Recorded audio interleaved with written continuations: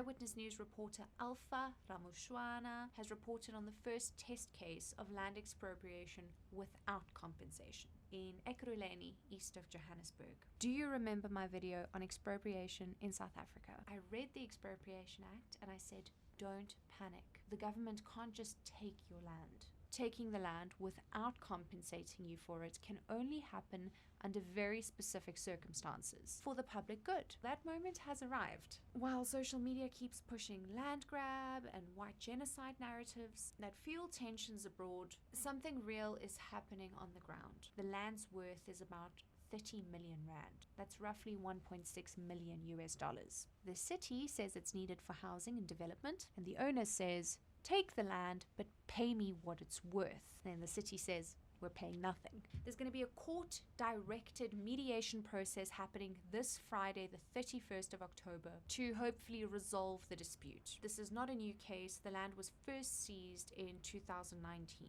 and these things do take time. What you need to know is that this is not farmland. This is urban. We don't know yet, but this could be the very first case in South Africa where land is expropriated without compensation, where it's actually happening and not just being debated. The city says it's correcting apartheid-era inequality and making land accessible for ordinary people. It could damper investor confidence, scare off developers, and open the door to politically motivated seizures. And that raises a universal question.